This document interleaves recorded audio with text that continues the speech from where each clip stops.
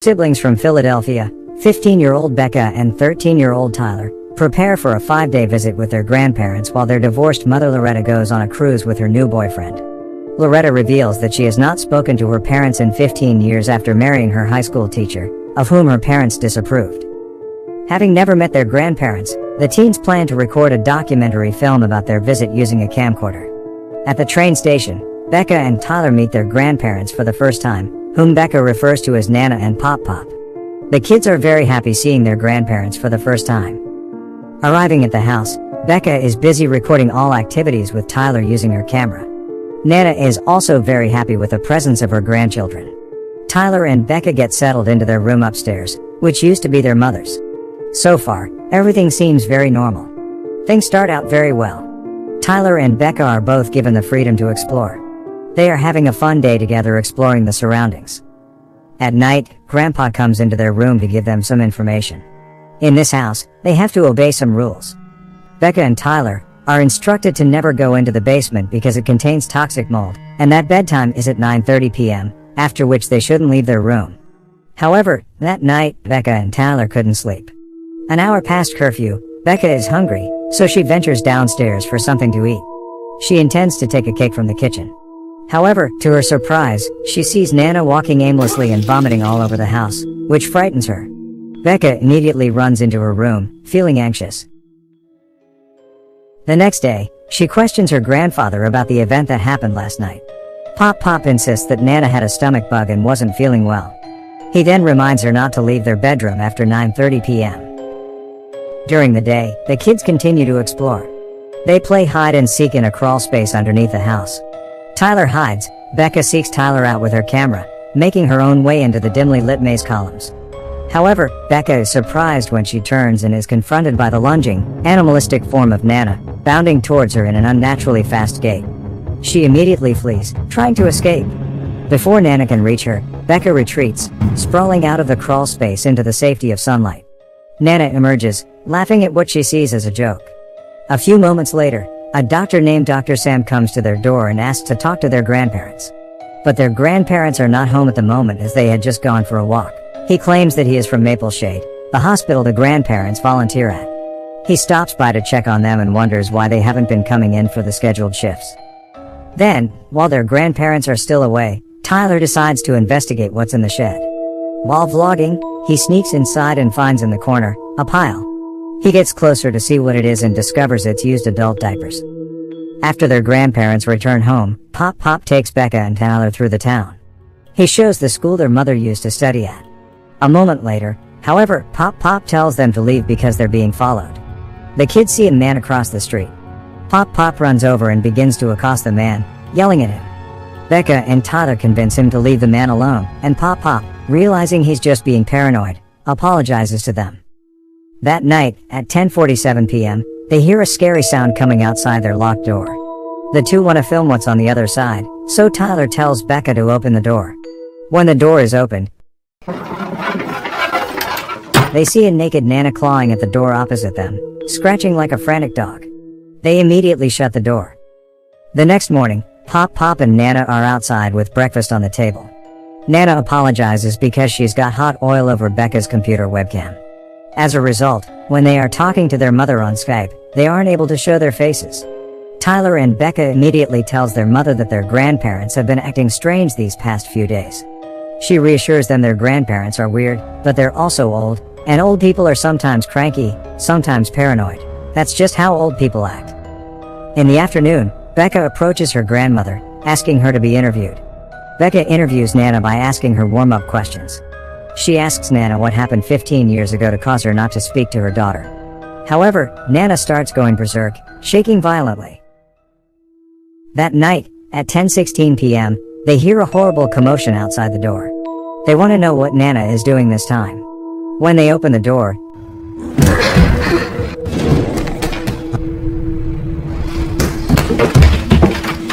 they see Nana running past, with both arms behind her back, rushing past them in both directions. Just as she's about to crawl towards the camera, they shut and lock the door. On the fourth day, another strange thing happens when Becca and Tyler see their grandmother staring into a well. Tyler and Becca approach the well to try to figure out what is hidden inside. but all they pull up is water. Later that day, a neighbor named Stacy comes over, telling them their grandparents volunteered at the hospital when she was in rehab, and she baked treats to thank them. Later that evening, Becca is in the living room and hears Nana laughing hysterically. She decides to show what kind of television show makes her Nana laugh, hoping it's the same one her mom loves. But she finds Nana rocking in a chair, facing the wall. Suddenly the grandmother covered her own face with a shawl. Becca also goes into the shed and finds Pop Pop with a rifle in his mouth. Due to strange occurrences that keep happening, they decide to set up a hidden camera in the living room to see exactly what goes on at night. Time passes, and they fall asleep. In the living area, the camera records Nana opening and slamming the basement door several times.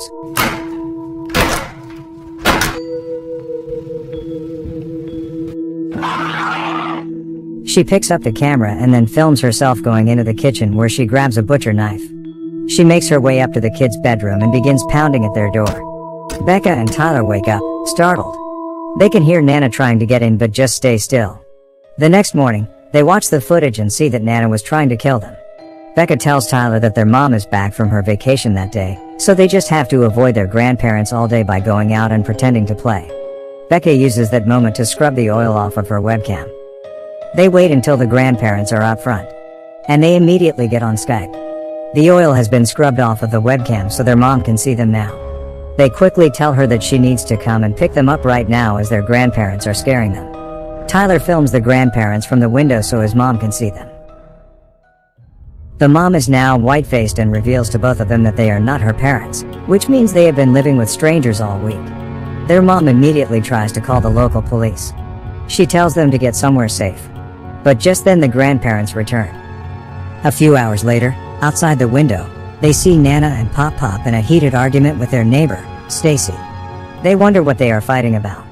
Later that night, the grandparents suggest having a board game night, but the kids say they want to record something outside while the grandparents figure out the teams. They head for the yard only to see Stacy hanging dead from a tree. Pop Pop appears and tells them they already have the teams, old versus young. The kids are forced to play Yahtzee with the fake grandparents. Becca excuses herself from the game saying she's got to film something real quick. Tyler, who is now left alone, begins to feel strange things. Pop Pop suddenly walks away from the table and Nana is seen eating cake unnaturally. The old man returns to the table and approaches his wife, who suddenly freezes. Becca goes down to the basement, explaining to the viewer that she thinks her real grandparents have been trapped down there, and that's why Pop Pop told them to stay away. Becca begins calling out for the real Nana and Pop Pop but doesn't hear a response. In the corner, she sees a dumpster and hurries over to it. Inside, she sees something from Maple Shade, which she now learns is a psychiatric hospital. She also finds a family photo of her real grandparents. She digs some more and to her surprise, she finds the corpses of her real grandparents. Immediately behind her, Pop Pop has appeared. This is where he reveals everything. He and the woman Becca knows as Nana were patients at a nearby mental hospital where the real Nana and Pop Pop were regular volunteers. When they told them about their upcoming visit with their grandchildren, the two imposters decided it would be fun to experience in their place. So they murdered their real grandparents and took their place. It is also revealed that fake Nana once had children of her own. Therefore, a few days ago, the grandmother was seen staring into a well because she remembered that 35 years ago, she deliberately threw her child into the well. Furthermore, it is also revealed that Nana experiences something called sundowning, which is a form of dementia that happens when the sun sets. That explains why fake Nana is often increasingly confused at nights and prone to erratic behavior in low lighting. Throughout the movie, other folks from the hospital have been stopping by the house to check up on their grandparents, but fake grandparents have conspired to be out for a walk during these visits. After the revelation, Pop Pop grabs Becca and imprisons her in his bedroom with Nana. Meanwhile, he then starts to psychologically torment Tyler by smearing his face with his dirty diaper. Simultaneously, Becca continues to be chased by Nana. Nana smashes Becca's face into the mirror and pieces of glass shatter all around them. Becca picks up a shard of glass as Nana jumps on top of her, clawing at her. Becca fatally stabs Nana with a glass shard, killing her. She runs into the kitchen and tackles Pop Pop. As Pop Pop starts to get the upper hand, Tyler attacks him and knocks him to the floor and repeatedly slams the refrigerator door onto his head, killing him. Soon after, they hear police sirens. They immediately run outside to find their mom and police cars out front. They hug each other and grateful that they are now safe. That's the ending of the movie The Visit. Subscribe for more videos like this. Turn on notifications and leave a like to help the channel out. Thank you for watching.